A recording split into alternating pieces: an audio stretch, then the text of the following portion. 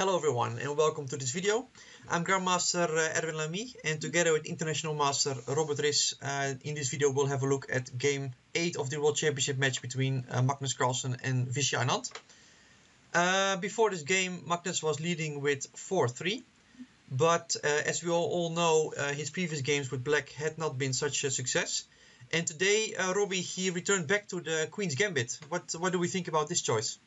Yeah, it's something we could have expected, actually. It's a very reliable opening. It's an opening which has been seen in many World Championship matches. So, for me personally, it didn't come as a surprise that the opening appeared on the board. Right. Yeah, of course, it was a big disaster in Game 3. We all remember how he got outplayed there relatively easily. He then switched to the Queen's Indian, but today he returned back to the Queen's Gambit. And he picked up a very odd line, in fact. We see a repetition of the move Bishop F4. Yeah, this is all seen in Game 3 as well, but now he chooses the old main line, so to speak, 6 C5. Yeah, in Game 3 he opted for the move Knight B2 D7. Right, this is the modern move, huh? Leading to very sharp play, at least in Game 3 after the move C5. Right, and we can just quickly show how that game developed. Bishop D3. B6, B4, A5, A3, and after Bishop A6 he sacrificed this pawn and got a very strong initiative, won a very good game. It's a very nice game. We made a recap of that game as well, so you can have a look at that game. Yeah, of course, you can have a look at that. This game developed completely differently. He played the move C5.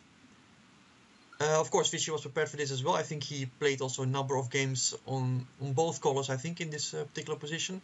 And I think the same actually counts for Magnus. He has played it before, I suppose. Right. I know for sure a game against Kramnik, but probably there are many more. There's still heavy theory here. Until this moment, here the move Queen F5 is by far the most popular move. Other moves are, I think, Bishop E7. I think I saw Nigel Short playing this move a few times. A lot of moves have been tried, actually. Yeah, a lot of moves have been tried. But the move Magnus played today, I had never seen before, Rook E8. I don't know about you.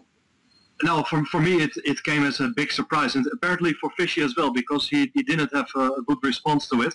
But on the other hand, Black's idea is quite understandable. He wants to attack the... Let me just point it out.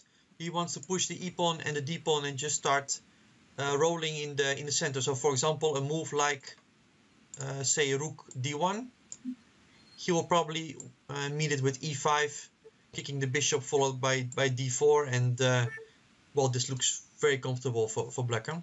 Yeah, and actually the main problem in this line, I think, for Black is the development of his light squared bishop on C8. Which is usually restricted by the pawns on E6 and D5. So if you get in the moves E5 and D4... Yeah, now it can roam free, yeah? Yeah, I think this is what Black really wants to achieve. And another option, which of course deserves a lot of attention, is long castle here. Very sharp move, which has been seen in this type of structures as well. But probably Black can still... I think he will pursue the same idea, E5 and D4. Yeah, this is interesting. I think there was also another option. Instead of the move E5, there's a very funny move to play the move Bishop D7, right? Or it's at a different moment? It's possible, maybe. I have no idea. Yeah. Well, I mean to get the rook quickly to C8 and against the king. Yeah. It's a typical idea, actually, and even if it may be very possible. For sure, I think that in this video we're not going to refute Magnus's homework, but of course we can give a few ideas on what's going on here. And if it's possible to refute this idea, then I think it should come from long castle or Rook D1 or some of these more sharper tries, because what we see in the game with Bishop G5, I think. It is not really the most tough approach to the position. Let's say I think that Magnus was well prepared for this. Yeah, apparently, because he still blitzed out his moves. Yeah, he continued blitzing for a very long time. We should point out probably that Vichy already started to have his first thing after Rook E8. So at this point he thought about, I think about 10-12 minutes about the move bishop g5. Carlsen immediately blitzed out bishop e7. Fischer played rook d1, which makes of course a lot of sense, pressing the d-pawn. And Magnus played queen a5, getting out of the pin of the rook. And bishop d3. Well, it's basically, there's not much to say here. It's all pretty, pretty normal standard development moves.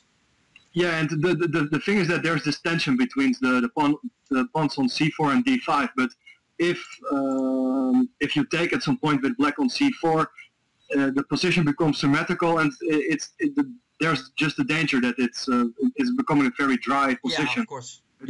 With not much play left. So either white needs to find something concrete, otherwise it's just it's the end of the game. Right. Yeah, here white just developed his move to d3, and black immediately takes the opportunity to take on c4, so that white lost the tempo, so to speak, by moving the bishop twice.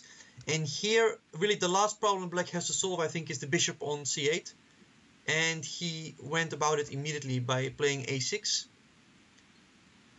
And I think, strangely enough, this might be the last critical moment of the game. Yeah, this is a very... yeah, it's a bit strange to say this maybe, but as I said, that b5, bishop b7 is coming. And in the game, Vichy played short castle, and we're going to have a long look at that, of course, after this. But it was widely thought that bishop a2 was more tricky. The idea is that after b5, we go bishop b1, and now black doesn't have time for bishop b7 because of bishop takes f6, bishop takes f6, check on h7, king f8, and rook d7. And well, this is probably just mating. Actually, I was saying he will at least win the bishop, but I don't even see how to stop the mate. Yeah, there's the mate on h8, and if you play g6, yeah, I think that here we're just, black cannot even stop the mate. I think it will be really just forcing the mate. Yeah. So this is just awful. But I think that Magnus prepared something along the lines of rook d8 here, because also the first engine move of the computer g5, bishop g3, looks really awful actually to make such a huge position. Yeah, it's something a human mind, especially of Magnus' strength. I think he would have never played this position. This particular move g5. I think he wanted to go rook d8 at this point. With the idea, of course, that now if we would try the same thing, let's say bishop takes f6, bishop takes f6, queen h7, king f8, we no longer have this idea of going rook d7, so the black king is actually pretty safe on e7. And actually, we should point out that I'm not sure in this particular case, but black could be very well be better here. Yeah, in the long run with those bishops, once the bishop comes to b7. Yep. White's king is still stuck in the center, and if there's no mate and you're forcing too much with white, then suddenly you can get in problems yourself with white. Yeah, I think. Yeah, definitely. That's a good thing to point out. So bishop a2, it may have been more critical, but I'm actually pretty much convinced that Magnus, his team, had a good look at this position as well. In the game, Vichy chose short castle. Magnus played b5. Bishop a2, bishop b7, and yeah, well, we see what you just pointed out, that black is fully developed, no weaknesses, the pawn structure is symmetrical, so it looks pretty drawish actually already on move 16. What do you think? Yeah, not much to add here. I mean, rooks will be traded off, everything will be traded off. Actually, that's what happened. And, yeah, we can actually, it sounds strange because we're on move 16, or we can just quickly go to the end, because after bishop b1, well, there is one more line which is interesting to point out, and that's the move bishop takes f6. Yeah, that's something we should still point out, because after bishop takes f6... What's the point? Knight e4. So we're threatening to take on f6, forcing some kind of weakness. Yeah, but even it's maybe not too dangerous. But what do you play? Bishop e7? Bishop e7 back, and now rook d7. Okay, of course now it's hanging on b7, so queen b6 seems kind of... Your bishop, yeah. Queen b6 protects. And now bishop b1, with the obvious threat of throwing the knight to f6, followed by mate on h7. Still, this looks a little bit unpleasant. So what is black's... Well, Peter Sweeter had a look on the official website, and he showed some really intriguing lines. He showed the move g6, queen c3. This is a very tricky move, because the idea is that after rook a8, it looks like white's attack is now stopped. But he has this very funny move, rook takes e7. Eliminating an important defender, yeah. Yes. And after rook takes e7, knight f6 check, king f8. Well, white has at least a perpetual here, of course. He could just make a draw if he wishes. But another option is maybe knight d5. Threatening mate. So what do you play here? I'll give you a second. You give me a second or the viewers? Both. I think I'm Actually, too late. I hope it's more than two. Yeah. You have to be careful here. Yeah, but there's a mate threatening on... yeah, so you have to play knight d4, yeah? Yeah, knight d4 is a fantastic move. Interposing on the diagonal. Yeah, and but the line point actually continues, because I can take this knight with my knight. And now there's a funny thing that the same topic will repeat. So after e takes d5, knight f5, what do you play? Yeah, you have to play d4 here, I think. d4 again, exactly. Yes, so, I got it. So mate was threatening on h8, and again you make this move d4. And now, of course, black is just, well, actually, might just be better with the extra exchange, yeah? Yeah, and I think I was a little bit lucky, because I didn't foresee all this stuff. But when I played the move knight d4 with black... Yes. Let's go to that moment. Yeah, my main point was that my queen on b6 was threatened to be taken, but after knight takes b6, there is the move knight e2 yes, check. That's important to point out. And after king h1, knight takes c3, b takes c3. And the knight is trapped, yeah, almost. Trap it immediately. Rook e6 just, yeah. And okay, leaves black with a winning position. I'm pretty sure this was all in Magnus's file this morning, and he saw this all before the game. What do you think? Yeah, pretty sure. I mean, he prepared it, and we should also bear in mind that he had a couple of days to, or his team had a couple of days to repair the opening problems he faced in the previous game. Yeah, so they had three full days actually, including the rest day. Yeah, they did some really good work, and this move rook e8 is a very interesting idea. Yeah. It's at least new to the Queens Gambit Declined, this particular line. Yeah, and we will see now that the game continues with bishop b1. But it's all a little bit too slow, yeah. Black is just. Yeah, that's what I wanted to say. That now if the bishop b1, rook d8, bishop takes f6, bishop takes f6. Here already, Vichy didn't even try anymore to bring his queen over, because, like we said before, after king f8, king e7, black may just be better. He just decided to go knight e4, bishop e7, and knight c5, basically admitting that he doesn't have any advantage here. And after an exchange, Magnus played b4. I think that rook takes d1 was also perfectly fine, actually. Rook d1 and rook d8. I would be very much surprised if white is better here. Right. But Magnus chose b4. Maybe he had his reasons. Oops, b4. He wants to force matters, yeah, to liquidate as quickly as possible. Yeah, that's probably the reason exactly. So after rook c1, everything was exchanged. Knight went to e7, preparing to exchange rooks on the c file. And I'm going through these moves rather quickly, because there's really not much to add here. Everything is exchanged. Of course, Vichy has to continue a little bit, because there are still ways for black to go wrong here. Well, if you get the knight on c5... Yeah, if white could make another move now and bring his knight to c5, he could bring some real trouble to black. But of course, knight d7 is just in time. Nice move. Yeah. Knight a5, bishop c8. It's also a bit important, I think, because knight c5, knight takes b7, knight takes d3. I mean, I wouldn't be completely happy with it. I mean, the king is a bit faster. White, yeah, because you're hitting the knight. Right. Yeah, so you're a little bit faster.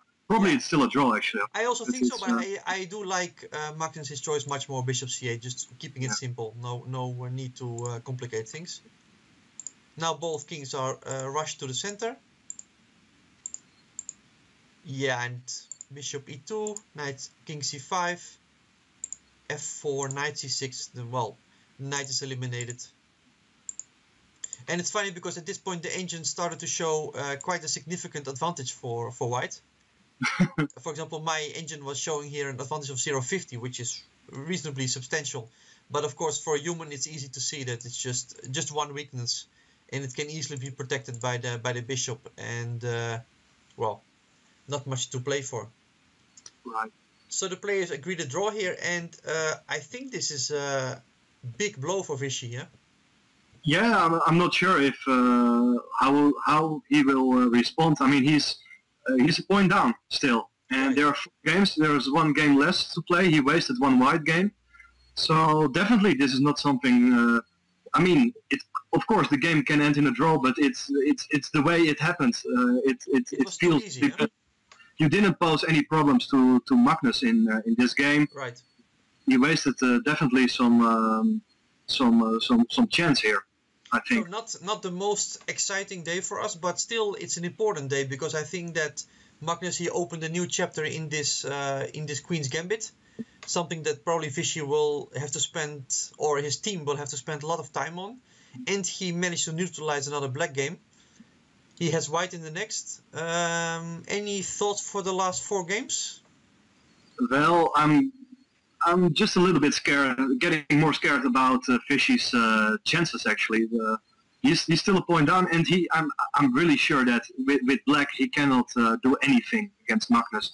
Right. If Magnus wants to kill the game, he can make a draw easily or press a bit. So he needs to show something with white in the 2 remaining games, and yeah, we're getting closer to the end. So there's the pressure is now on Vishy. Right, right. Well, I'm very curious how it will develop. We have a rest day tomorrow, so that's some time for the players to recuperate, to find new ideas in the openings. And of course, we'll be following it closely. We will be back for game 9, I suppose, or... We will. At least I will. And I hope you too. Yeah, definitely, definitely. Okay, I always give you the final words. Yeah, you need to say something to our audience.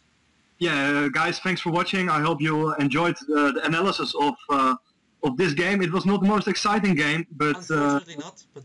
But we tried to make a great show of it. So thanks, Erwin, and try out our site chessity.com. There's a lot to see there as well. So definitely shouldn't forget to mention that. Yeah. Stay with us. Thank you. Bye bye. Bye bye.